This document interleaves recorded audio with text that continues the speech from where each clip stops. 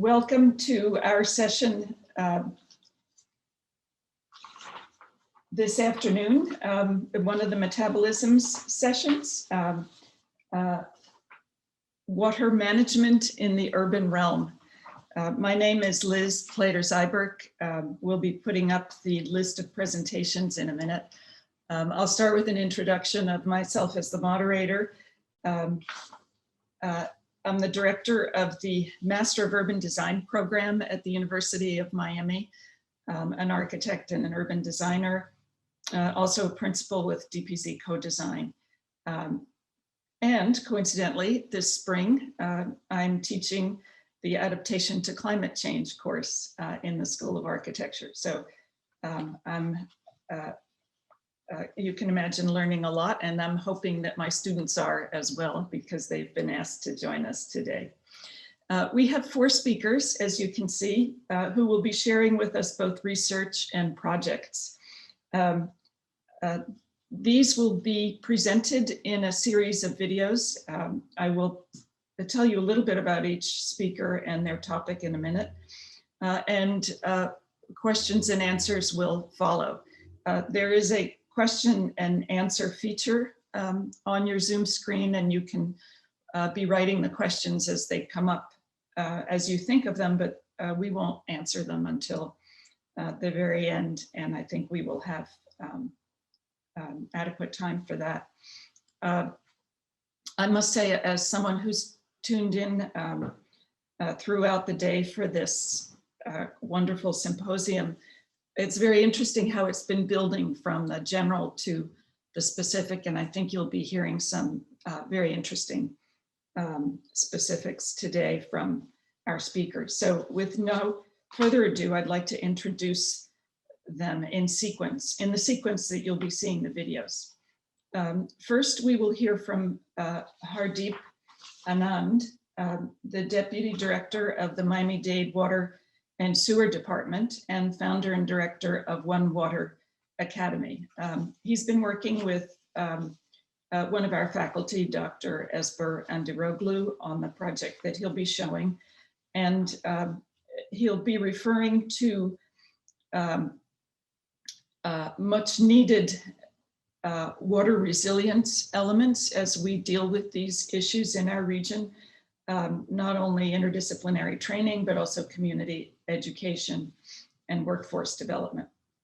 That will be followed by the health update on Biscayne Bay, presented by Ms. Irela Bague, who is the county's chief bay officer. You may have heard Jim Murley this morning describing how the Biscayne Bay Task Force suggested that we needed to focus on the bay with such a position, and Dr. Lynette Cardoche from the Biscayne Bay Task Force will be here to answer questions or carry on the discussion for Ms. Bague, who could not join us.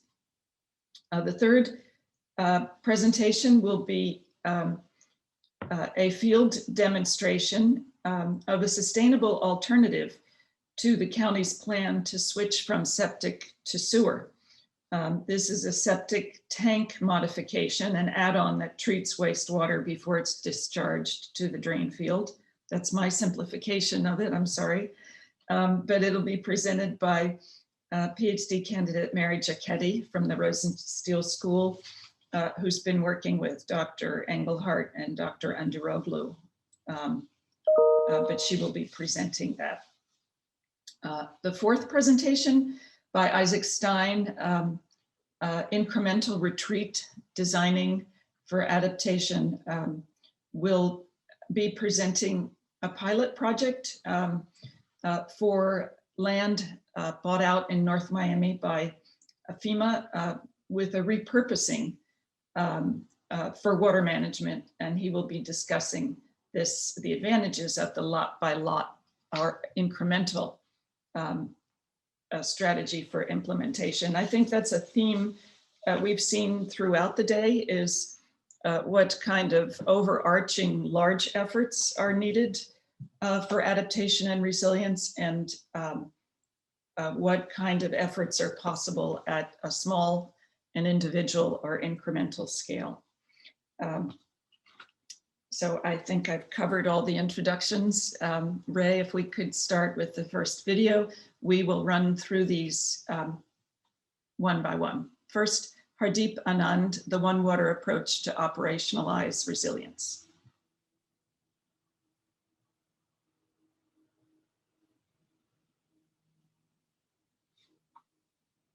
Greetings, everyone. Thank you for the opportunity to Dr. Esper and myself to present on this topic. I'm Hardeep Anand, and I serve as the Deputy Director at Miami-Dade Water and Sewer Department. I oversee a multi-billion-dollar capital improvement program, resiliency issues, regulatory compliance, amongst several other responsibilities that come under my portfolio. Dr. Esper Andy Roglu is the Professor of Practice with the University of Miami School of College of Engineering. He's also the Director for the Master's Program in Construction Management, and I've had the opportunity to work alongside him on several exciting opportunities from time to time. So with that said, the topic for today is resiliency as it connects to the nexus between food, energy, and water. And we've always talked about the water-energy nexus. We don't consciously connect the water-energy-food nexus, and more importantly, the climatic impacts on all of these three domains obviously becomes very critical. As we know, it takes water to make energy and vice versa. It also takes water for agriculture production and for food production and the quality of food. Obviously, marine life is part of that ecosystem, which as humans, we rely on. And with populations increasing, worldwide populations increasing, I think this conversation cannot be more timely. In the context of food, again, as we know that Florida has a huge agricultural base and we're surrounded with water on all sides. But we also know that we are going to be confronted with the issue of climate change and saltwater intrusion and sea level rise that we are dealing with aggressively as far as our capital infrastructure is concerned in water. So with that said, putting these conversations on the forefront and having these conversations raise the bar in terms of analyzing what could be some adaptation strategies as it relates to food, if that's the center of this conversation for the present. And that could be urban farming, that could be green roofs or rooftop gardens and combinations thereof, which not only would help contain maybe stormwater within the source at where it is generated, minimizing the cost of infrastructure downstream, minimizing the cost of energy, cost of chemicals, cost of CapEx, OpEx in general, but also ensuring that we are localizing and meeting the nutritional needs of the community where they might be needed. If we are going to be confronted with these challenges related to losing farmland because of saltwater intrusion. In the context back home again here in Miami-Dade County, most of you might be aware of this, we serve about 2.7 million residents as water and sewer. We're 6.5 feet above sea level, very prone to severe weather. And obviously the economic drivers here in this county are extremely weather dependent. We are a seagrass to a sawgrass ecosystem where we have the seagrass of the Atlantic Ocean and Biscayne Bay to the east and the sawgrass of the Everglades wetlands to the west. 2/3 of our land is protected, which includes parks and marine sanctuaries and water management areas. And the most important is we have a very, very porous geology, which includes a shallow aquifer, which we all know as the Biscayne aquifer. These are the shocks and stresses that we are most familiar with in this part of the country. And again, connecting it to water and connecting it to food security. And as we know, climatic impacts are going to be felt through water, whether it is droughts or whether it's hurricane or extreme precipitation events. But we also know that most of the other service sectors, which we'll talk about a little in the slides, is directly related to water, whether it is affordable housing or whether it is transportation or other services that we provide as generally as a government. Just to give you a context of our utility, again, in the context of the shocks and stresses and the risks we face, we are an ecosystem of about 94 production wells from where we get our raw water supply, and then that is obviously conveyed to our water treatment plants, which are three large water plants, about 300 million gallons a day in total combined capacity. And we have an equal amount of combined capacity of about 300 million gallons a day in wastewater treatment. And what is very unique about our system is we are almost 1,050 pump stations and about 14,000 miles combined of water and wastewater pipelines that we maintain, build, maintain, operate from time to time within this county. This might have been viewed by some of you, and this is the grades that we received by the American Society of Civil Engineers in its 2021 infrastructure scorecard. And a slight improvement from the last scorecard, but nonetheless, a lot more deserves to be done. And as you see, a grade of C- and D+ would probably not be acceptable grades from an academic curriculum standpoint, right? If these were the grades received by our kids, or if these were the grades received by the students, if some of you might be faculty members out there, they were probably not going to be acceptable. So obviously, it's a very complex system nationally, and therefore the focus from ASC is very timely, and hopefully the stimulus packages that are being talked about will make a dent for the future to come. In the same context, as we talk about climatic impacts and sea level rise, this is a curve, a projection that was developed in collaboration with IPCC and the Army Corps and NOAA. And basically, this tells you that from 2030 to 2060, if you take the low end of the curve, it's about 6 to 10 inches of sea level rise, right? And therefore, what in the year 2030, in the year 2060, it's from 14 inches to 26 inches when you take the middle portion of the curve. And therefore, all of our efforts as it relates to development of infrastructure and the design and construction of this multi-billion-dollar capital improvement program that we are currently in the midst of is taking this very actively from an adaptation and risk mitigation standpoint. Coupled with another risk, water quality, again, and its impact to food systems, is the conversation which is ongoing about septic tanks. And we've got about 120,000 septic tanks countywide, anywhere from 9,000 septic tanks by the year 2020 to 13,500 approximately by the year 2040 fall in the category of compromised or failing septic tanks, meaning that they would fail under our current wet weather conditions. So therefore, to preserve water quality, we've got to do something about it. The county is currently engaged from a very holistic standpoint to make sure that we have a strategic plan moving forward in terms of addressing these challenges. We also have a great saltwater monitoring intrusion network system within the county, and for good reasons. The Biscayne aquifer is shallow. We've got influences from sea level rise, and therefore it makes perfect sense for us to be actively monitoring these production wells. And we've got a great partnership with the USGS, and happy to talk about more of these systems probably in detail at a later date. But for now, I would leave it at this, that we do monitor these networks very proactively. And as far as hardening standards are concerned in terms of our infrastructure, this is something that we sourced from the New York City DEP. And on the right side, you see all the tools in the toolbox, installing backup power for sandbagging, temporarily some of the infrastructure that might be vulnerable to climatic impact, sealing the building, static barrier, elevating the equipment. And we are taking all of these as they might become applicable, not necessarily just applying something and doing it because it's a hardening standard and therefore we have to take a lot of things into account. For instance, over here, what you see here is an existing effluent pump station number 2. There's a proposed effluent pump station number 3. Based on the guidelines, the finished floor elevation of this building, the one towards the bottom, would have to be raised substantially. Now, while that is easy to construct, it creates a whole lot of issues in terms of harmonizing the assets at the treatment plants. So very objectively, while we flood-proofed the building and did several risk mitigation measures to the building itself, we elevated the inside of the building where sensitive equipment, electrical equipment was going to be housed.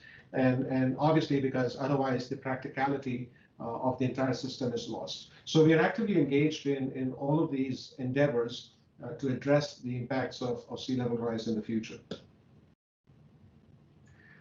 Energy, as it comes to energy again, since we're talking about the water, food, energy nexus, I'm going to talk a little about the energy aspects of our efforts. We have a great partnership with the Department of Energy. We were actually the first utility to partner with the Department of Energy for their combined heat and power accelerators. And since then, we are also part of the Better Buildings initiative as a county, and a lot of efforts are happening there as well. I think the Better Plant partners have saved, just as a factoid, 457 trillion BTUs and about 2.4 billion cumulatively in energy costs and counting. And this is a national initiative that that's going on at various utilities with the Department of Energy. Again, some projects in place. We have a combined heat and power effort. We have a cogen facility up to 8 megawatts. We're going to be expanding that so that we minimize our use of conventional energy. Now, with that background, I think, and again, bringing back the conversation back to the water, food, energy nexus, I'd like to introduce this concept of on water, which I frequently talk about in some of the other presentations. And this is a definition of a concept that has been put together by the US One Water Alliance. And the concept is simple. The concept is you have a drop of water that goes through its life cycle, the water cycle, but it is beyond just water from source to tap. Along the way, many things happen. And it's about looking at water from a watershed standpoint. When you start looking at water from a watershed standpoint in an integrated environment, then all of these conversations of energy and food and water and other elements come into place as you see how they are depicted in those 6 circles. Because the impact is felt either at a city level or at a business level or at an agricultural level or at an equity level, which is extremely important. Affordability and equity become another element, which is the circle number 5. And healthy waterways, of course, you have marine life and the flora and fauna that survives there, but also the consumption of food for those who survive on marine life, right, for a source of food. So this is a concept. And as far as we are concerned, to build resiliency within that one water ecosystem, there might be more avenues, opportunities, but what we're doing is we are taking our existing tools, whether they are our SCADA systems or modeling systems, and building data analytics around it to become more predictive in our approach, and predictive from a standpoint of not only just building resiliency in our systems, but also making sure that we build predictiveness in our planning efforts. And as we build that effort, I think it'll bring other stakeholders to the table in that one water ecosystem, because there's a lot of data being mined by other stakeholders that connect themselves to the watershed, that connect themselves to that one water ecosystem. So work in progress, but this concept has kind of taken off in the industry, and we're doing all of our part to make sure that we continue to build on that momentum. Adopting innovative solutions, we talked about the Department of Energy and several other endeavors that the department is undertaking. Because of time, I wouldn't be able to share a lot of those. But at a county level, for instance, we were very fortunate to be a part of the Rockefeller Foundation, the 100 Resilient Cities, based on which the county last year or the year before actually put out a Resilience 305 document, which is available on the internet for everyone to consume. And it had 6 different areas, discovery areas, so to speak. And each of those discovery areas are now work in progress, and they're slowly getting embedded into various elements of county government, including Miami-Dade Water Sewer, where I serve. So integrating resiliency into our existing plans, whether they are master plans or whether they are our capital infrastructure development or even operations, is something that we've begun to do. We began to do more consciously. And last but not the least, I think the element of inclusivity becomes extremely critical. When we start talking about the food, water, energy nexus and its climatic impacts on these domains, and when we start putting out these massive integrated plans out for the next 20, 30, 40, 50, 100 years, the concept of making sure that we are including all of our stakeholders, not just the technical bodies of knowledge, but our community-based organizations, our academic partners, and the community at large has to be a part of this, so that the solutions that we're devising are more inclusive and more holistic. And therefore, one of the things that, if I can leave this group with, is about how do we then take this concept of the one water concept that I had spoken about, and then we take about the challenges as it relates to the food and the water and the energy nexus and the climatic impacts on those domains, and what would it take for us to make sure that we are building on the knowledge base that already exists. So we have been making an effort through 2 endeavors. One is the Resilient Utilities Coalition, which I'll talk about, and the One Water Academy, that's a nonprofit. But the goal here is to take local, national, and global insights and draw and glean from them so that they can be quickly incorporated into when we start executing projects on the ground. And the effort here is precisely that. And we firmly believe that the workforce of the future, where we have 3 million water folks retiring across the country in the next decade, and within this county as well. When we have an aging, retiring workforce, there's a lot of brain drain that's happening, and it's going to happen.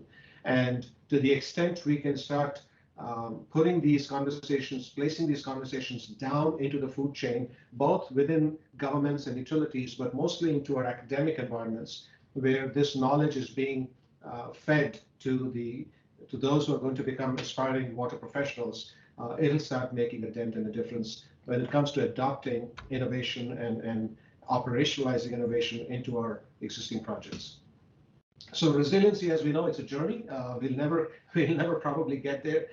Just when we thought we were going to be resilient, we were hit with the pandemic. Unfortunately, this is going to be the nature of the beast. And therefore, since it's a journey, it's a continuous process. We have to be on our feet and predictably think forward, assess what we have going on, plan around it, train the workforce, respond as needed. So we have to be prepared in order to respond to a disaster so that we can recover and restore services. And those would be elements of preparedness. Are we prepared to do certain things, whether it is for food security or whether it's for energy security or even for water security, and then ultimately recover, and then the process continues itself. With that, I think this ends my presentation, and thank you again for the opportunity. Thank you, Mr. Anand. We will move on to the second presentation, which is Irela Bague's health update on Biscayne Bay with the next video. Thank you for inviting me today to share an update on the health of Biscayne Bay and the actions that we're taking to improve the water quality in the watershed. In 2017, a group of Biscayne Bay advocates concerned over the significant loss of seagrass in the northern part of Biscayne Bay hosted the first Biscayne Bay Marine Health Summit. The event brought together members of the academia, environmental organizations, the business community, and officials from local, state, and federal governments. As a result, the Miami-Dade County Commission created the Biscayne Bay Task Force. The task force was charged with developing a final report with recommendations to improve the health of Biscayne Bay. The task force held 18 meetings, heard 35 presentations from a variety of experts and the general public. These were some of the headlines during that time that made the work of the task force all the more critical and urgent. Last summer, the Biscayne Bay Task Force submitted a final report to the County Commission. Sadly, this coincided with the unprecedented fish kill and the algal blooms that followed. The report recommended an overarching governing structure that would work together to develop a Biscayne Bay watershed management plan and also implement the task force recommendations. These recommendations were divided into 7 policy themes with a key focus on improving water quality. Other themes included governance, infrastructure, watershed habitat restoration, natural infrastructure, marine debris, education and outreach, and funding. Since then, the County Commission has issued a state of emergency for Biscayne Bay in response to the fish kill, voted to accept the recommendations of the task force report, and Mayor Levine Cava released the Biscayne Bay annual report card, providing a simple and easy way to understand and report on the health of Biscayne Bay. She also released a plan of action to prioritize septic to sewer conversions in high-risk, low-lying areas. The county also entered into a $20 million partnership with the state of Florida to help improve water quality and help projects in those areas. The mayor also hired a chief bay officer, that would be me, and the chief bay officer position also stemmed from a recommendation in the task force report. The chief serves as an advisor to the county mayor, county commission, and coordinates partnerships with stakeholders and advocates for policies and implements or helps implement the recommendations in the task force report. Now, I'll take a deeper dive into some of the causes affecting the Biscayne Bay watershed. What the task force also confirmed with their work was that what happens on land ends up in the bay. So I'm going to start with stormwater runoff. When it rains, our stormwater systems work to keep our streets and properties dry. So does the system of canals and structures managed by the South Florida Water Management District. Nutrient pollution from streets, such as oils, fuels, plastic, trash, all these enter these systems and they're carried into the outfalls, which end up in our waterways and in Biscayne Bay. We're currently reviewing the way we manage and maintain these stormwater systems, as well as identifying innovative solutions to reduce nutrient pollution from entering at the source. And we're also collaborating with our cities, the Water Management District and the Florida Department of Environmental Protection.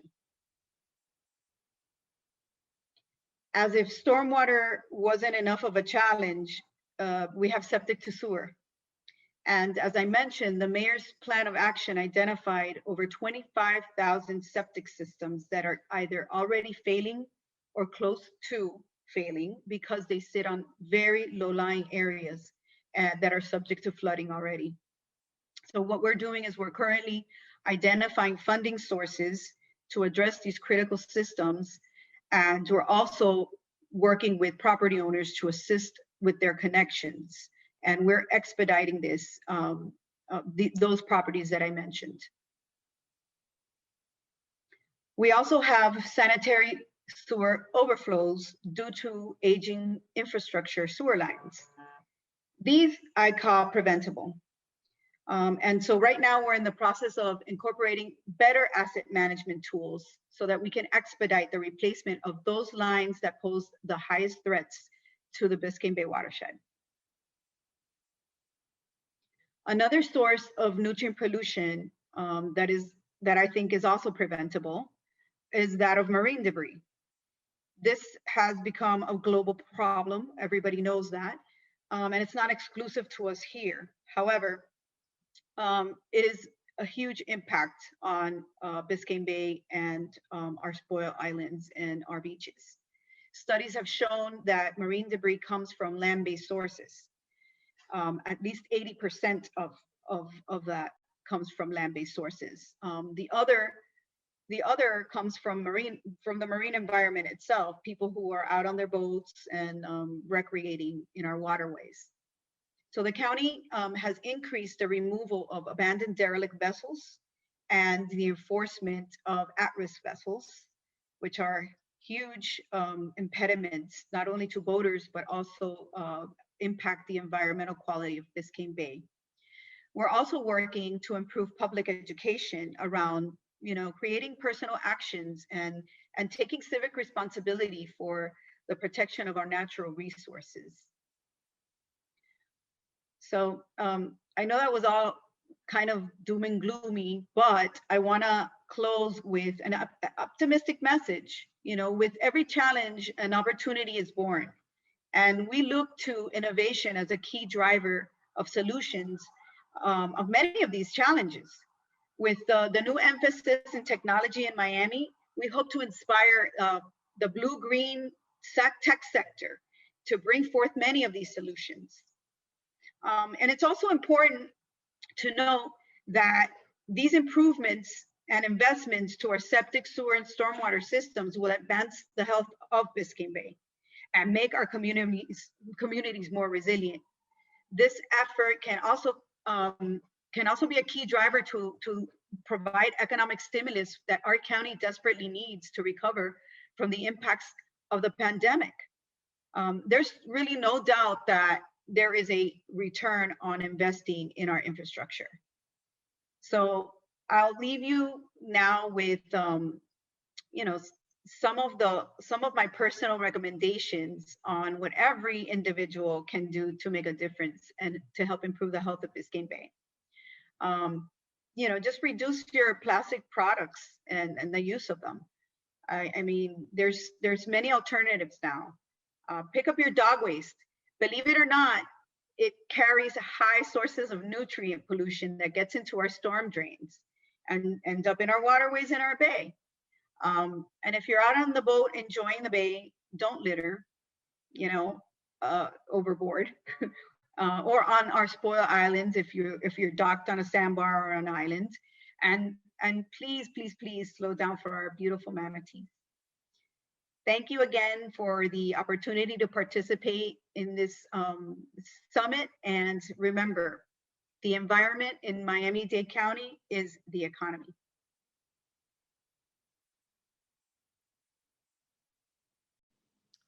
Thank you to Irela, Bague. We look forward to your impact as you take on this important role. And I think you've shown us certainly that it's not just the water that's arriving in our faucets that we're concerned about, but that the health of Biscayne Bay is extremely important for the larger region.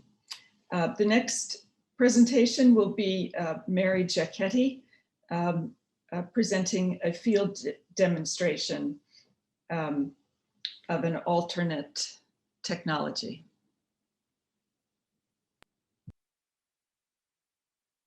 Hi everyone, my name is Mary Jacketti and I am a PhD student in environmental engineering at UM. So today I will be presenting our design project, field demonstration of an electrohydromodulation nutrient recovery disinfection system for municipal water management.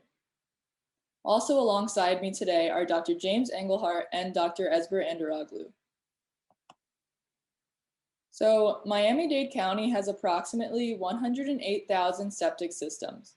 Of those 108,000 systems, 58,000 residential septic systems are already periodically compromised by wet seasons and storm conditions.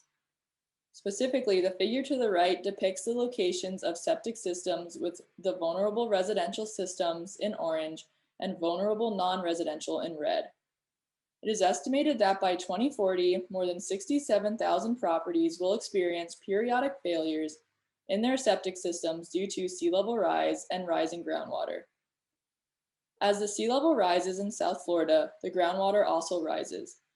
Also, human-caused warming from greenhouse gas emissions increases the amount of water vapor in the atmosphere, which results in heavier and more frequent rainfall, also causing the water table to rise.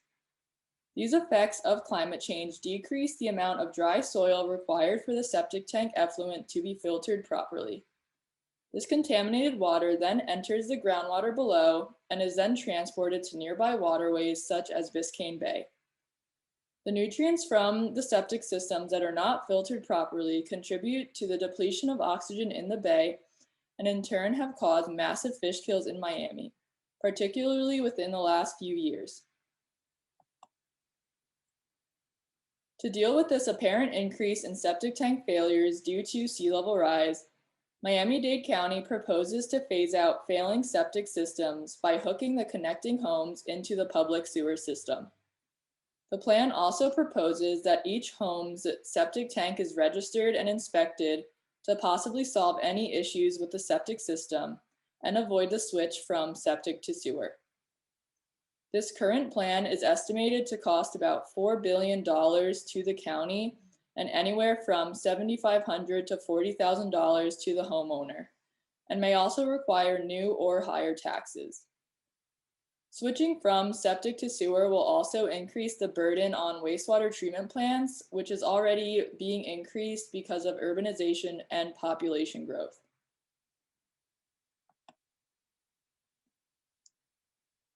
A possible alternative solution to the county's current plan would be to utilize wastewater as a resource and recover nutrients such as nitrogen and phosphorus from septic tank effluent before the wastewater infiltrates into the groundwater.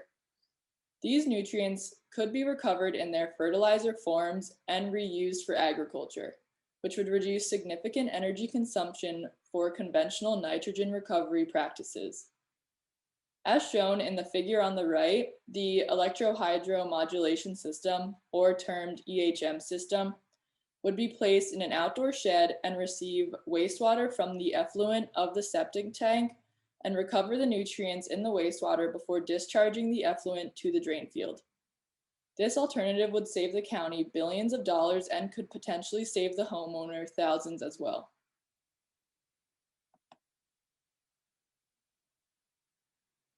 This EHM system was first demonstrated in a laboratory setting using septic tank effluent and was shown to successfully recover 89% of average total nitrogen and 97% of average total phosphorus in their fertilizer forms. The system was also shown to achieve 96% inactivation of E. coli and a 60% reduction of total organic carbon, proving that the system can also further treat the wastewater in addition to recovering the nutrients. The laboratory system used electrochemical pH shifting to drop the pH of the wastewater to roughly 6 to allow efficient precipitation of the phosphorus fertilizer, which is calcium phosphate, later on in the treatment train. pH was then shifted electrochemically again to about 11 to allow stripping of ammonia as nitrogen fertilizer, or ammonium sulfate. And so the electrical chemical energy demand was demonstrated to be about 0.623 kilowatt hour per meter cubed.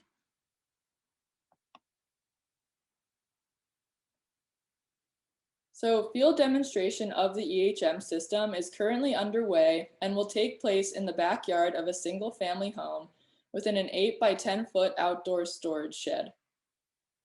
The system will operate for 3 to 6 months at 200 gallons per day.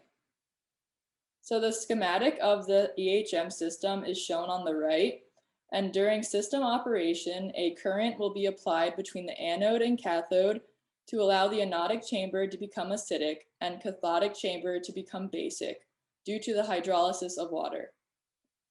Once the pH in anode 1 is around 4, the wastewater is sent to a CO2 stripping column to strip CO2 from the wastewater, which prevents calcium carbonate from competing with the calcium phosphate precipitation at the cathode. The effluent from the CO2 stripping column is then sent to the cathode, where the pH of the wastewater is shifted to 11 to allow precipitation of calcium phosphate and ammonium sulfate. The effluent from the cathode is then sent to a microfiltration membrane module to capture the calcium phosphate fertilizer and collect it in a carboy. After filtration, the wastewater is sent to an ammonia stripping column, where air is circulated to strip the ammonia from the wastewater and send it to the absorption column. In this column, sulfuric acid solution is circulated to then capture the ammonia as ammonium sulfate, and the ammonium sulfate is then retained in solution in a fertilizer collection tank. Water from the ammonia stripping column is then sent to the second anode to neutralize the pH before being discharged to the drain field. As mentioned, 96% of E. coli was inactivated in this water in laboratory tests. All equipment required for installation of the EHM system have been purchased, and we are currently in the process of constructing the system in our laboratory at UM. Once construction is completed, the components will then be transported to the home and installed there. After installation, the system stabilization and preliminary data collection will take place, and during system operation, samples at different treatment processes will be taken weekly to see the percent reduction of nitrogen, phosphorus, E. coli, and total organic carbon, and all collected data will be reported to the Florida Department of Health. Upon completing the field demonstration, the collected calcium phosphate and ammonium sulfate fertilizers will be brought to University of Florida's Tropical Research and Education Center, where they will be evaluated and compared with commercial fertilizers. So if the EHM system is commercialized and installed alongside septic tanks that are already failing or beginning to fail, the Biscayne aquifer and bay will receive significantly less nutrients from these systems. Reduced nutrient loading will mitigate eutrophication and subsequent fish kills, resulting in increased water quality. This system can also save Miami-Dade County a couple $2 billion, as new sewer lines to connect the septic systems to the public sewer would no longer be needed or would be greatly reduced. Also, connecting these systems to the centralized wastewater treatment plants would add an extra burden to the plants, as one single family home produces about 200 gallons of wastewater per day on average. These treatment plants are already in phase to be expanded due to population growth in Miami. So large-scale installation of this EHM system would reduce that burden. And finally, as previously mentioned, nitrogen and phosphorus will be recovered from the wastewater in their fertilizer forms. In fact, production of ammonia fertilizer is currently energy intensive and phosphorus is a non-renewable resource. So the EHM system will help close the nutrient cycle from farm to food to municipal wastewater. So one part of Miami-Dade County's plan to adapt to sea level rise consists of building like the Keys, where existing homes and structures will be elevated along with critical equipment. Elevated homes would no longer be as susceptible to flooding caused by sea level rise and extreme rainfall events. So taking this plan into account, our EHM system could be installed underneath the first floor of the elevated home. Rather than taking up space in any backyard areas, the system would be either out of sight or underneath stilts of the home, utilizing gravity flow.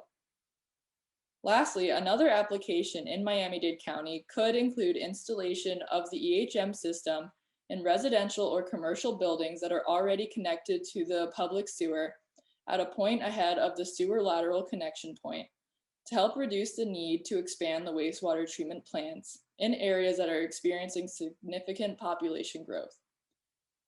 This would increase the resilience of Miami-Dade County's water system because it would reduce the treatment burden on the treatment plants. And possible stakeholders for this EHM system would be the Water and Sewer Department, Florida Department of Health, Miami-Dade County Office of Resilience, and even residents in the region. And so lastly, we would like to acknowledge the Electric Power Research Institute for funding this work. Now, are there any questions regarding this presentation? Thank you, Mary. What a wonderful idea. Our last presentation by Isaac Stein is also a wonderful idea. Isaac will talk to us about something that's already finished. Isaac? Hello, I'm Isaac Stein. I'm a landscape architect and co-founder of the Landscape Architecture and Urban Design Firm Department. I'm very excited to be part of this symposium. Please bear with me one moment as I pull up my slides.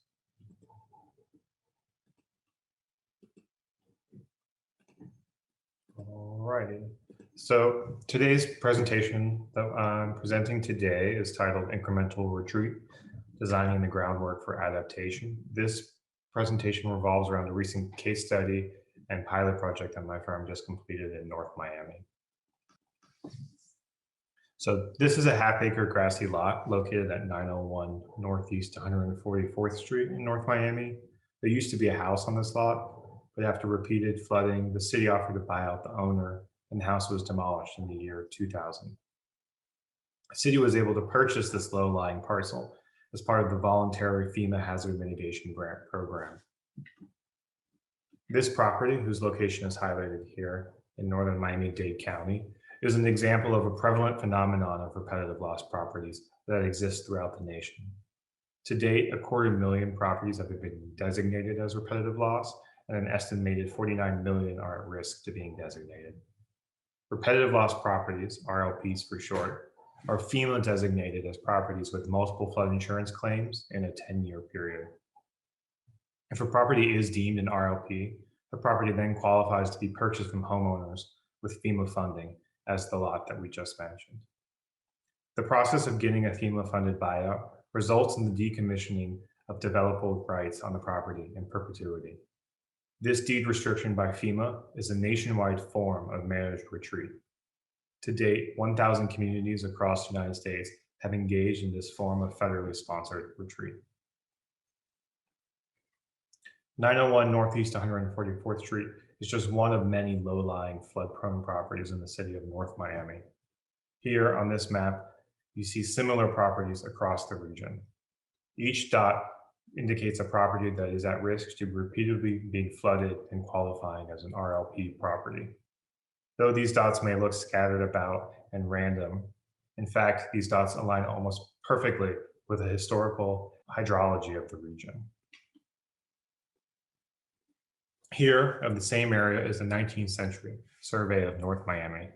In this survey, it highlights the historical flow of the Arch Creek, which 901 Northeast 144th Street was in the deepest part of. This former waterway is known as a transverse glade, a hydrological formation that naturally channels water from the Everglades to Biscayne Bay.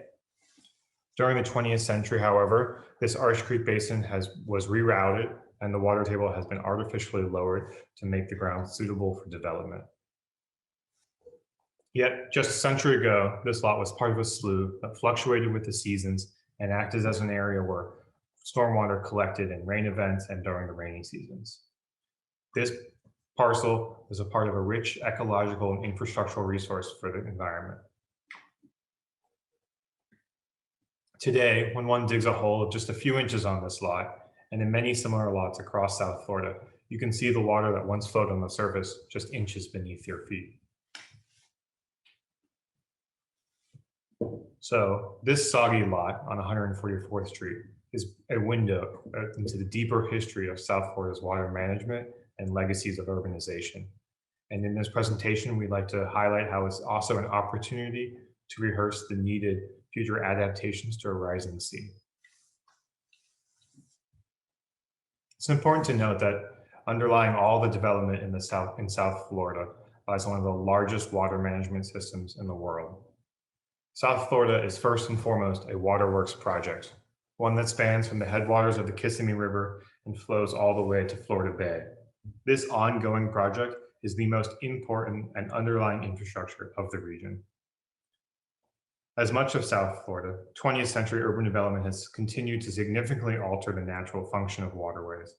Hydrology is highly manipulated, regulated, maintained, and controlled through the continuous construction of canals, pumps, reservoirs, and floodgates. This complex and ongoing man-made system has ultimately contributed to the degradation of natural drainage basins across South Florida, and Arch Creek is no exception. The continuous development and expansion of impervious surfaces, such as roads, parking lots, and building roofs, have further limited stormwater infiltration, and this, coupled with the rising sea level, continue to elevate the groundwater across the region. Ultimately, these factors are exacerbating flooding in low-lying areas and are rendering parts of this massive water experiment ineffective.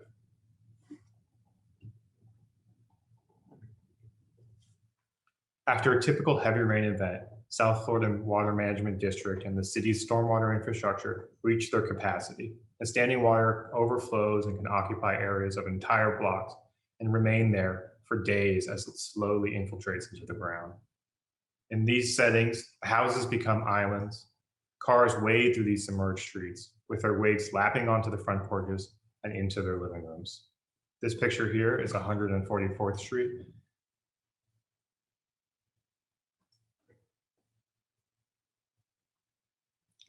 So with this background information, 901 Northeast 144th Street offers insight and is a microcosm of the challenges and the opportunities of repetitive loss properties and buyouts in the South Florida region. Before going further into the case study, I think it's important to note that buyout programs are strictly voluntary, meaning that homeowners must volunteer to get funding from FEMA. This voluntary process results in what many call a checkerboard pattern, where buyouts are unevenly scattered throughout flood-prone neighborhoods. This pattern is prevalent throughout floodplains and being across the United States. Quite often, this pattern and process is discussed as inefficient when compared to larger scale land reclamation projects. But the reality is that the checkerboard pattern of buyouts is an unavoidable reality due to multiple ownership in communities. And given this reality, it's important to view these buyouts lots as potential assets to adaptation and retreat, not as roadblocks. Furthermore, buyouts are inherently an environmental justice issue. Flood risk tends to disproportionately affect low-income communities, and therefore overlooking the possibility of adaptation with buyout lots is also overlooking the crucial hazard mitigation, flood reduction, and adaptation measures for those most at risk. So with this background, we ask what happens when you transform a vacant, soggy grass lot into a space that benefits the surrounding neighborhood and public at large. Today, 901 Northeast 144th Street has been transformed into the Good Neighbor Stormwater Park, a community park that reduces flooding for the adjacent neighbors. The park not only increases stormwater retention capacity, but also generates social and ecological value through community open space and habitat restoration, and recalls both the history and future of repetitive loss properties across the region. This stormwater park was completed in 2020 and was funded by the Van Allen Institute, the Nature Conservancy, and an FDEP Resilient Coastlines Program grant. This work was completed by our firm department, and we collaborated with Miami architect Andrew Carr, Miami artist Adler Guerriere, and hazard mitigation startup Forerunner. In this image here, you see the central lawn transformed into a retention basin to hold community stormwater. The large blue pipe that you see is an intentionally exposed and oversized stormwater pipe in a playful manner to highlight the stormwater infrastructure instead of burying it underground as is typical. In addition to the infrastructural value of the park, we also established demonstration gardens of the historic ecology of the Art Creek Basin and placed informative educational markers throughout the park to share with visitors both the ecological and stormwater importance of the park. The main objective of the Good Neighbor Stormwater Park was to transform the vacant half-acre parcel you see on the left to a park that could hold the largest amount of stormwater possible to reduce nuisance flooding and to mitigate stormwater flood risk for the adjacent neighbors. This objective was achieved by grading the site to allow for more water storage, essentially creating more room for water. As you see on the right, by altering the topography, we were able to increase the stormwater retention capacity of the parcel by 4 times. Surrounding the central retention basin is a walking path and bioswale that diverts water from the surrounding homes to the large stormwater pipe. Along this path, we reintroduced natural ecological environments that were once abundant in the Arch Creek watershed. We established planting from pine flatwoods at the high point all the way down to the sloughs that used to flow through the neighborhood. In addition to the planting for this project, we developed a planting matrix for the city for additional stormwater parks on other buyout properties. Here you can see how we transformed the high side of the lawn into a hardwood hammock. Here you see how we transformed the opposite side of the lawn into a slough that drains to the central basin. In this image of the project under construction, you can see cypress trees, red maples, and Fakahatchee grass that was planted within the stormwater pipe catch basin, creating a playful composition of both hard and soft infrastructure working in concert. After its journey along the swale and into the catch basin, water is diverted through the big blue pipe into the central basin. The central basin is filled with pickleweed and pond apples, and elevation markers are placed within the water that allow repeat visitors to register the changes in water levels based on the seasons, tides, and weather.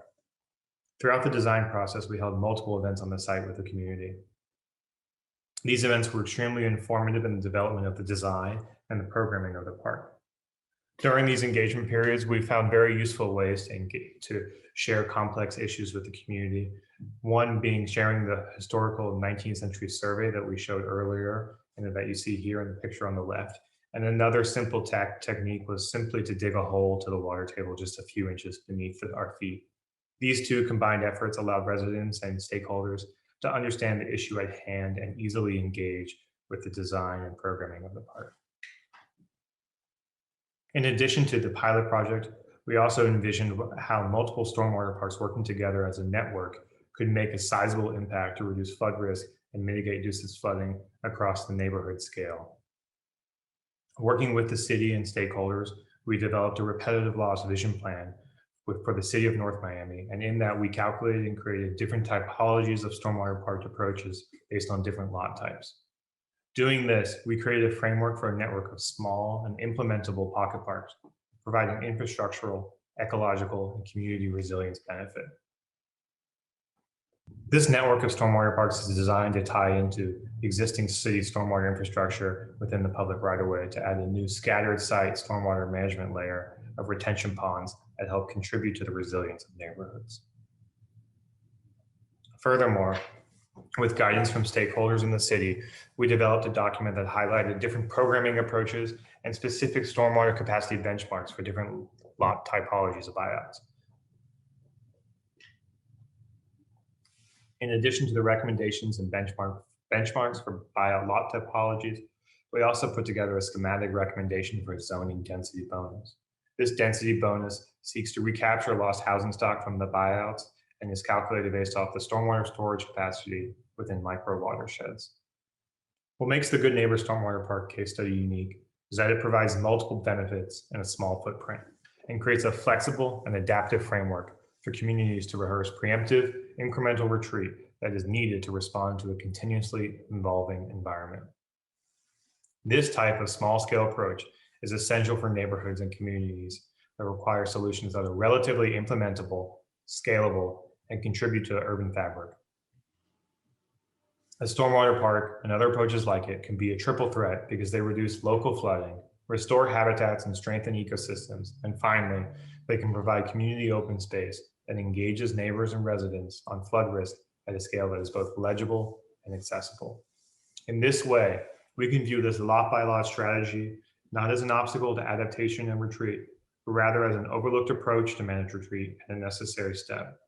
The Stormwater Park offers a new perspective on retreat, not one of a faraway vision or a long-term plan, but rather one that is a negotiation of many related and intermediary steps. Thank you, and I look forward to your questions.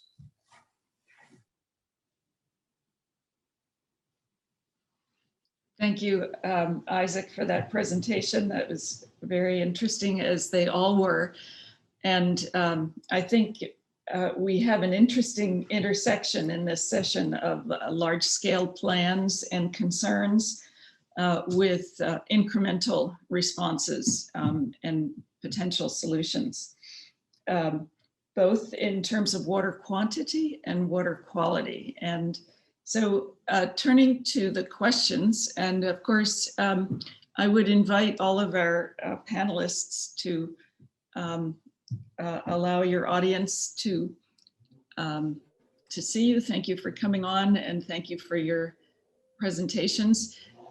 We have quite a number of questions. Some of them have gone back and forth in the chat, and so the individuals received answers, but I am suggesting to you all that some of them are of general interest, and I will repeat them here for the benefit of our larger audience. And so one question was about the larger water system that we have.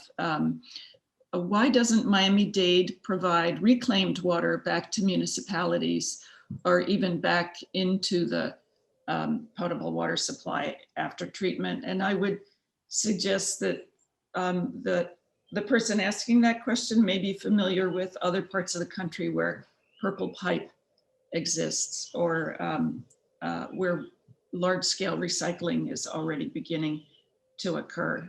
And I see Jim Engelhardt with us, who has in fact designed systems like that on an incremental scale. But this is a question about the kind of overall utility addressing recycling. So Anand, Mr. Anand, I suppose that question is for you. Thank you. It's a great question. It's a balance between water quality and water quantity, as you just rightly said. Unfortunately, we have quite a bit of it here in terms of the quantity side of it. Now, it's obviously a responsible thing to do in terms of using reclaimed water, but there's also a cost benefit factor that comes in. We submit a report to the DEP, I think almost every 5 or 10 years, and we talk about the feasibility of using reclaimed water for various purposes. And from an economic standpoint, it was determined that in order to put all these purple pipes in the ground, and put these transmission systems in place, it kind of is cost prohibitive. Having said that, we have aggressively, we are also under a mandate from the ocean outfall legislation to stop, dumping these treated effluent into our water bodies for good reasons. And therefore, there are plans in place to use some of these, waters for with FP&L. There's a partnership in place, and it's in the infancy stages at the moment. About 15 million gallons a day would be routed there for cooling purposes, which will then stop using the cooling canals to that extent, and all of the good environmental benefits that come out of it. And then the rest of it, we are designing an ecosystem of several deep well injections at our treatment plants, where it would be transmitted back into the boulder zone. So we're always looking at small scale projects, and on a large scale, it becomes a little cost prohibitive. Thank you. I think Dr. Engelhardt wanted to say something. Yes, I please. could comment there. Yes. There are some issues with many types of water reuse. One, with the purple pipe system, I don't feel that that's sustainable in the long run, because it typically requires two separate treatment systems, as well as two separate distribution systems. So there's an issue there in the long run, I feel, in terms of sustainability. Then we could look at indirect potable reuse, and that's what I think it's been looked at in our county, but we're sitting on a pristine, the Biscayne aquifer, and there are issues with polluting that. And also it's a soluble aquifer. It's made of limestone. So that limestone will dissolve in the water every time the water passes through, and then you have to soften the water each time. And that can bring with it arsenic that has to be removed, and other things. So that brings us to direct potable reuse. And direct potable reuse is, from an engineering standpoint, really makes a lot of sense, because we don't put the water back in the aquifer. We handle it with an engineered system. And that's being done, and San Diego's embarking on that. They've already got their permits in place. Big Spring, Texas does it. Windhoek, Namibia, in Africa does it. And also Cloudcroft, well, no, Cloudcroft isn't direct, but so that's being done, and that has a wonderful advantage in terms of water. And that water can be actually cleaner than what we produce today, depending on how the system's designed. So, but we can go even further than that, because the cities I mentioned just now only recycle about 20% of their wastewater. So the other 80% comes in from the environment. And as a result, we're not recycling the hot water energy in the wastewater. So if we were to do it the way we did here at for 2 years, and recycle all of that water, turn all of our wastewater into drinking water, use 15% for irrigation, and send 85% back to the home, that would recover all of that hot water energy that our hot water heaters put into the water, or most of it. And that energy actually is 4% of our total US energy demand. Believe it or not, just our hot water heaters are consuming 4% of our national energy. And that could be saved, and that's a lot more energy than we use to treat wastewater and water and convey water and wastewater, all that combined. So, so that's my feeling about water reuse. We could, there's some psychological issues there, but in terms of engineering, there aren't. We have advanced oxidation processes that will completely mineralize all the organic compounds, including the bacteria, much, I mean, essentially sterilize the water now. So the engineering challenges are not really there at this point, in my opinion, but there are psychological challenges. So Jim, thank you for that. We probably should have asked for a 5th presentation and had a more thorough rendering of that. But putting you in the water quality side of the presentations and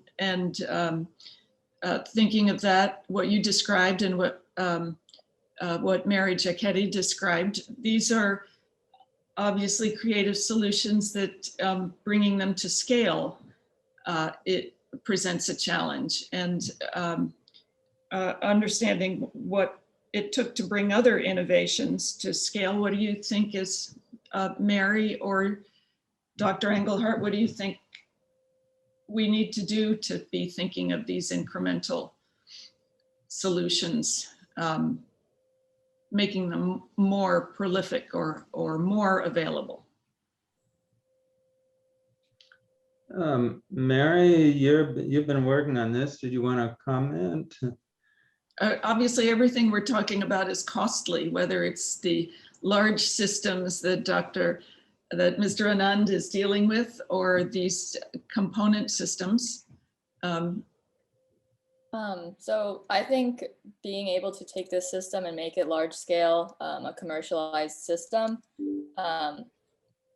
would just need to be incentivized. So I think already one incentive is it would be very comparable in cost.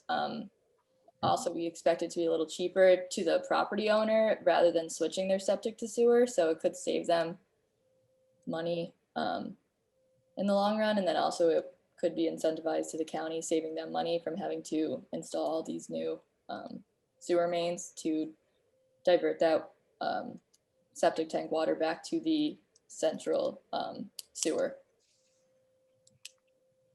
Yeah, I could follow up because I have a specific thought. I mean, regarding our project, you know, our net zero project was well supported.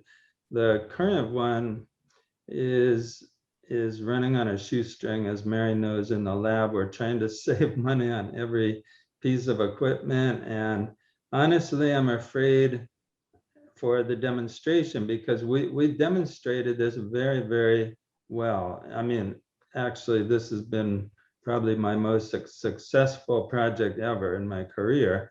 And we did that in the lab, but crossing over into the field takes some money.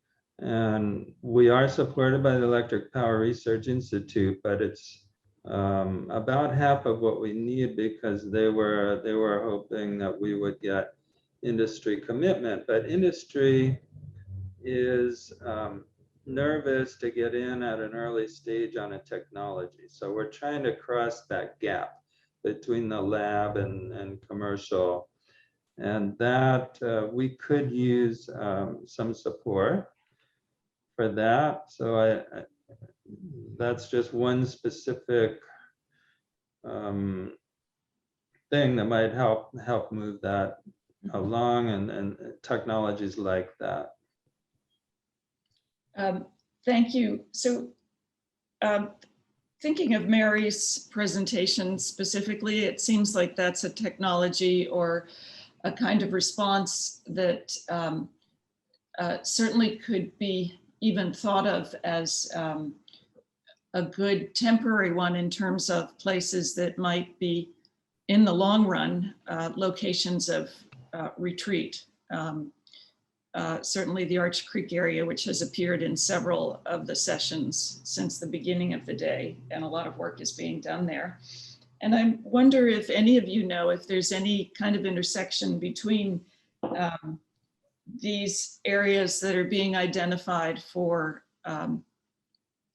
sewers replacing the septic tanks, or maybe the new Jacketti technology, and how that intersects with potential retreat, locations of retreat, what I'm getting at is spending the money to install sewers into areas that within several decades one expects should be left behind anyway. And so the question really is, what is the kind of intersection between looking at those investments in the long run and whether we're really going to be, is that enough to keep us here to justify that expense?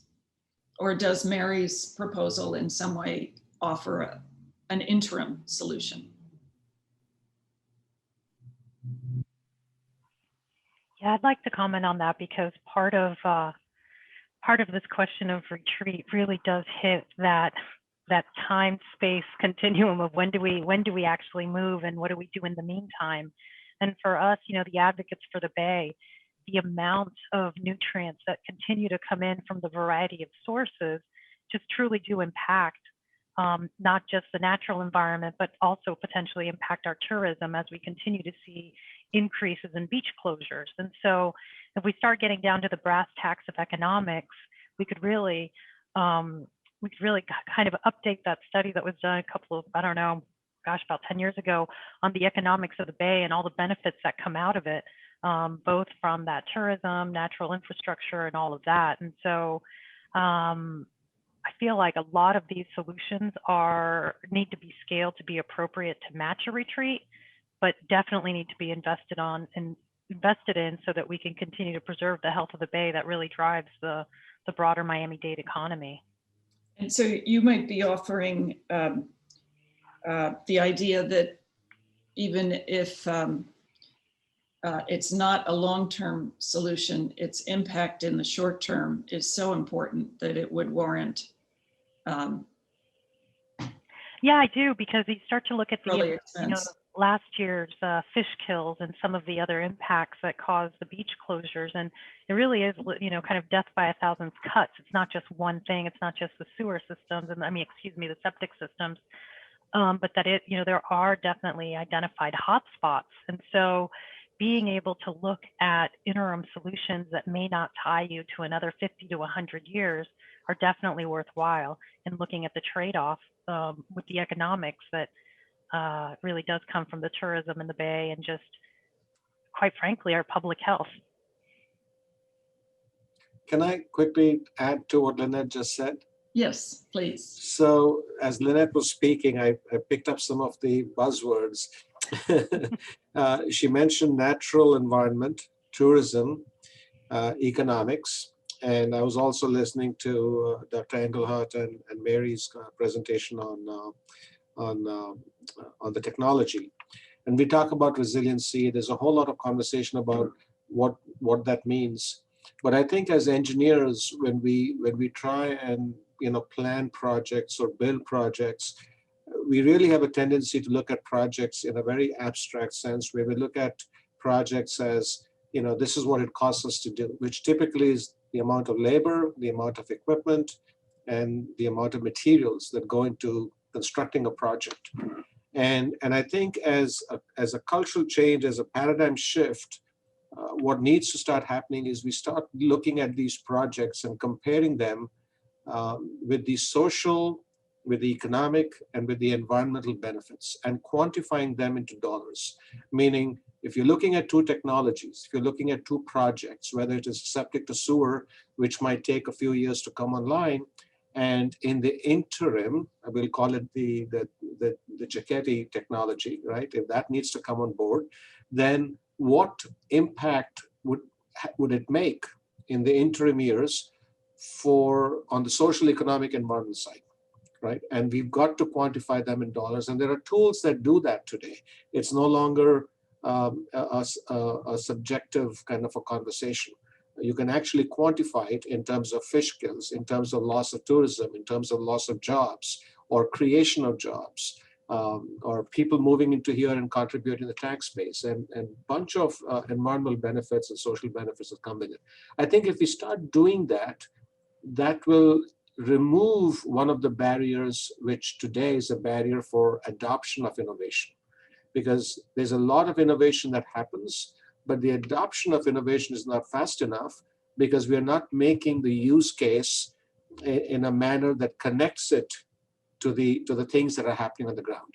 So there's that little bit of a gap I sense from my own profession, and I'm beating my own profession down a bit, but with all good reasons. So I kind of wanted to kind of connect that thought to what Lynette said. Thank You know, you. and if I may, if I could draw Isaac into this conversation, because I Yes. think he has an incredibly great example of a project that somebody might have said, well, what difference does that one make to the whole watershed, right? And so those were so many benefits. So I'll stop there and won't, you know, talk about his project that was so cool, but yeah. Well, you know, I would encourage us to move on, because that's a kind of, although it is about quality, water quality, it's also addressing water quantity.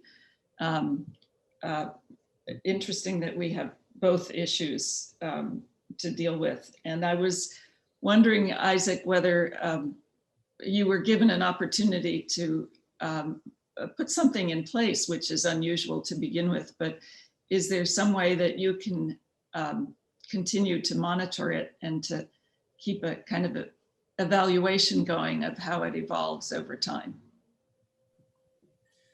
Yeah, I mean, I'm very happy to be here and I'm part of this conversation.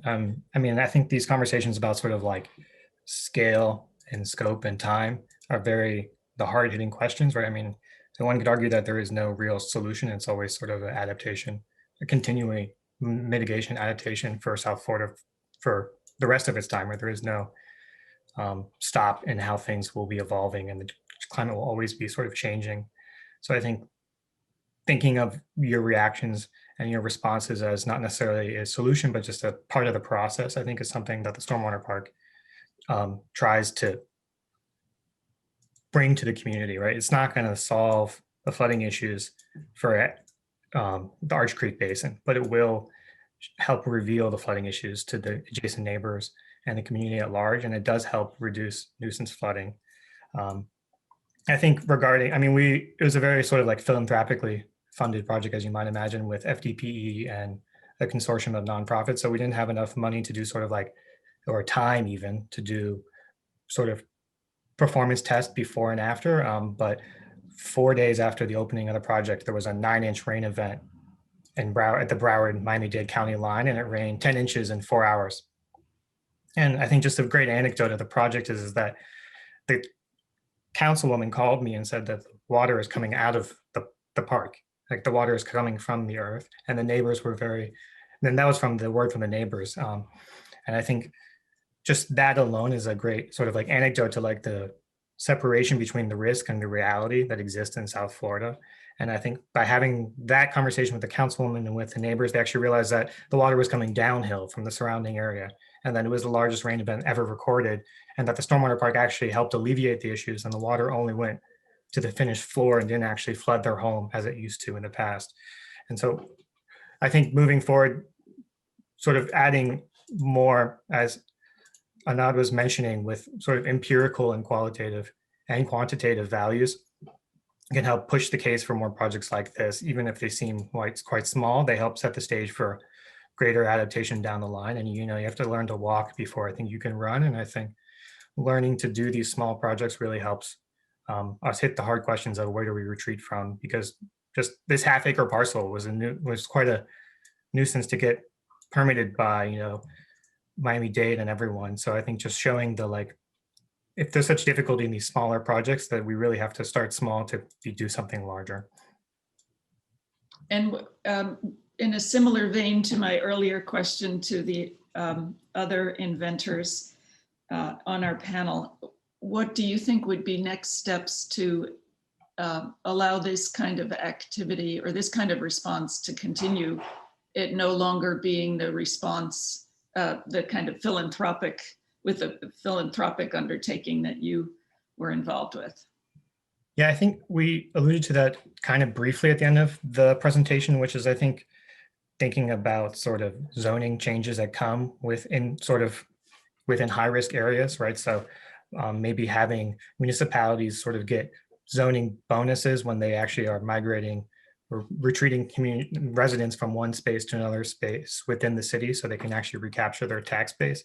And I think thinking about sort of ways just to mitigate not only the flood risk, but also sort of the social, economic, and environmental risk is, I think, a very important part of the puzzle. And I think, I mean, for instance, our project was already bought out and it's been an vacant lot since 2000, but there's many parcels in the county and in the city of North Miami and the whole region that are at risk that are still homes. And so trying to understand how cities and communities can sort of relocate and not lose too much and mitigate their losses, I think is one of the vital steps to funding more of these projects. Yeah. And so to whom does the property now belong and who will be managing it or taking care of it? So the property was bought out after the No Name storm in 2000, and basically the city owns it, and they purchased the property with FEMA funding as part of the hazard mitigation grant. And then it was basically sat vacant until 2019, until the city was approached by a nonprofit based out of New York City, Van Allen Institute. Right. And then we got some additional funding from the state as well. So that it's the city's responsibility now. That is correct, yeah. And from the city side, I mean, I think basically we increased the capacity of the site to hold stormwater with current sea level by 4 times. And I think just understanding it as actual stormwater infrastructure and a sort of benefit to life from ecological standpoint and pocket parks, trying to put a value to that, as Hardeep mentioned, I think can help sort of fund more projects like this, or we proposed even a network of projects like this, because it's kind of hydrologically, it's a very diverse, even though it's low lying. There's areas that might be 3 feet above sea level, 2 feet, 5 feet. And so connecting these sort of low points of the slough, whether it be through public right of way or in the form of bioswales or just typical stormwater pipes, blue pipes, might be, and showing that can be a network, sort of has the Emerald Necklace as a network in Boston for stormwater. So you do, it does bring up some of the other retreat issues that I think we've been hearing during the day, which have to do with who's buying it out and what their regulations are, because it's different whether it's FEMA or the Army Corps of Engineers or the state. And so we know that at some point, if it's all FEMA, that it goes back to municipal ownership or the local jurisdiction ownership, and then potentially, depending on how much of land like this there is, it can become a kind of not only a loss of revenue, but a burden of management and maintenance over time. I just want to make one quick note is that I think FEMA is in Norfolk. They're actually giving away buyout properties for the first time to a nonprofit, non-governmental agency to manage it in perpetuity. So it is a slow evolution. We're slowly evolving, as you say. And the address, if you give us that again, so in case people want to see it. Yeah, it's a public park, a half-acre park. It's on 144th Street Northeast in the city of North Miami. And the address is 901 Northeast 144th Street. And I put it in the chat, the actual address. Thank you.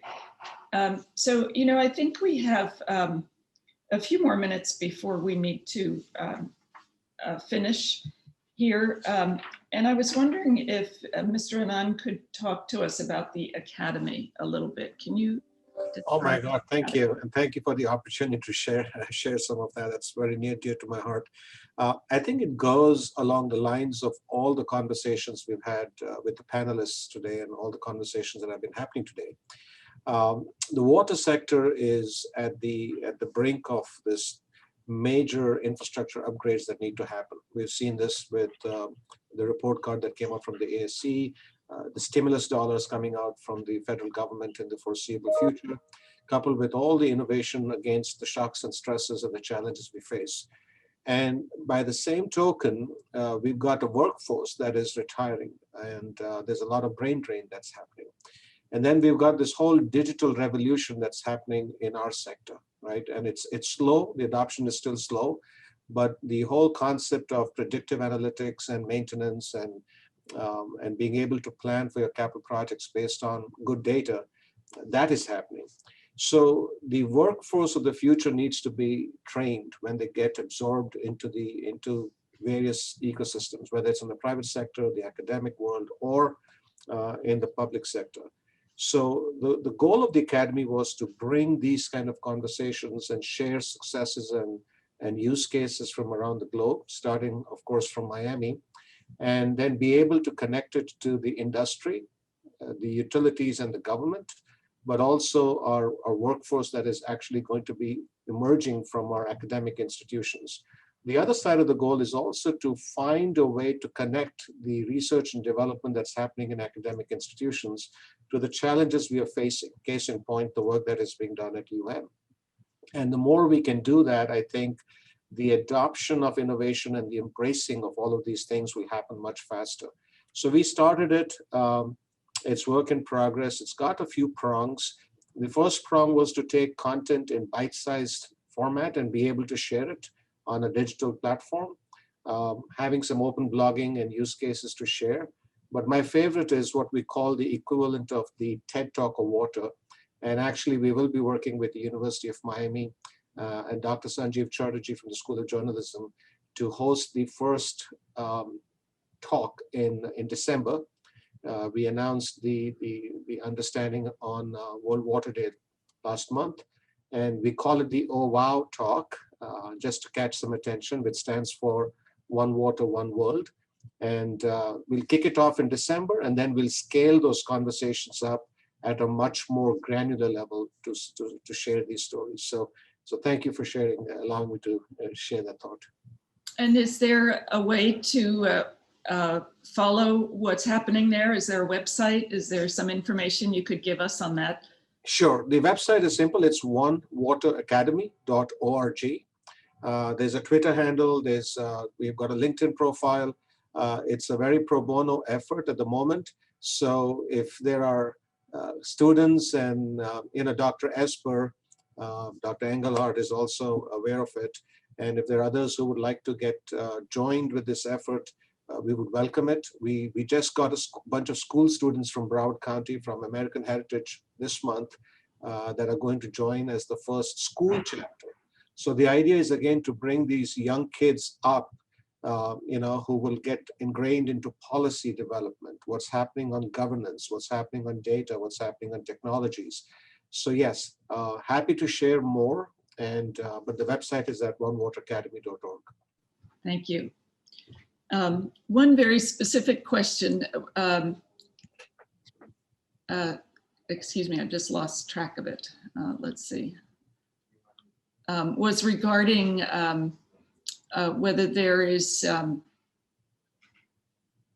connection.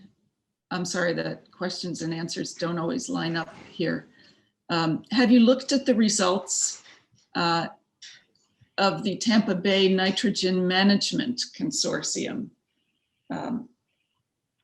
Yeah, we did. We part of the Biscayne Bay, part of the effort with the Biscayne Bay Task Force was to bring in case studies and people from around the around the region that have been doing great work. And the folks from Tampa Bay were one of the presentations. I think, if thinking back to Irela Bague's presentation, I think we had like 18 of them, and they were ones that came and spoke to us, and particularly because they have put in such a level of effort and really led to good results on that nitrogen front. So for us, it was really important to look at how they set up their structure, the partners involved, and obviously the results that they've had over time is really a model for us to look at.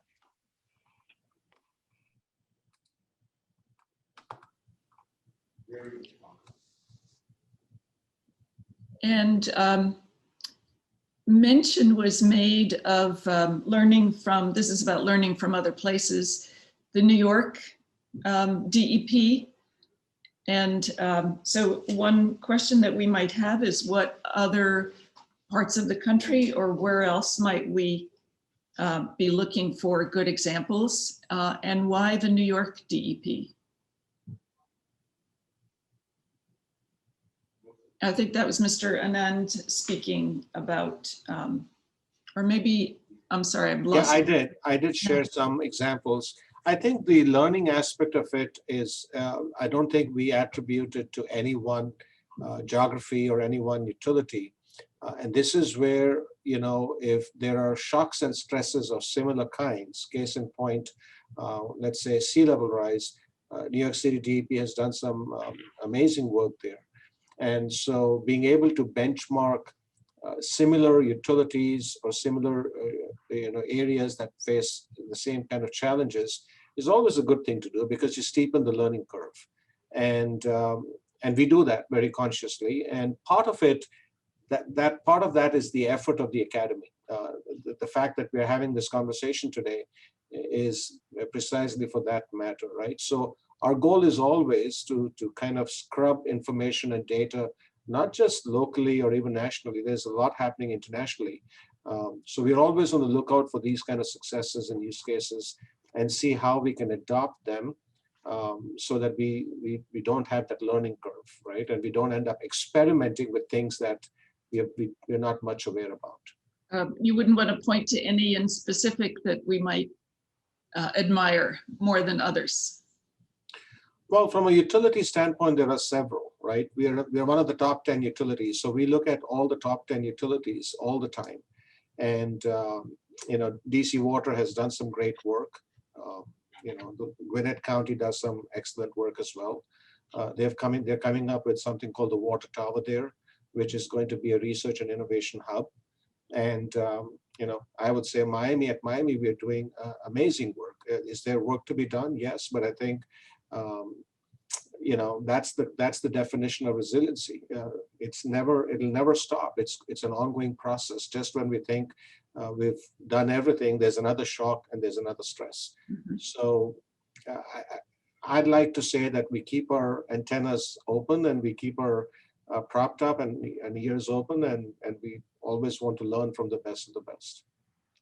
Thank you. So before we close up, I wonder if there are any other comments that panelists would like to offer in closing, things that have come up during the discussion that you would like to make some final comments on, perhaps. Yes, I actually have a question for Isaac. I think it's a very cool idea. What you're proposing. It could have really beneficial effects on wildlife. I mean, I'd like to see us start to bring back some species that have left or become extinct or just aren't here anymore. And so I think that has potential, but my question is, and this is strictly a question, I don't know the answer, but is there, some people might think without water in their neighborhood, would there be a mosquito issue? Yeah, that's a fun question that we get all the time. Okay. I think the main premise of the stormwater park is it's not anything that different than a normal retention pond, but it does a lot of things, right? It's a community space, it's an ecological space, it's an infrastructural space, and it's an educational space. But on the sort of ecological front, from a mosquito problem, healthy watersheds actually don't really have bad mosquito problems because there's an abundant frog habitat. There's bats, there's insect, there's birds that actually help manage the problem yourself, right? So there's gambusa fish and there's a bunch of frogs that actually live in the pond. And like just 2 weeks ago, one of our partners was down there and there's like thousands upon thousands of tadpoles that are there just 1 year after installation. We put in a bat box. There's lots of spiders that are there, which might not be something the neighbors want, but does help manage mosquitoes.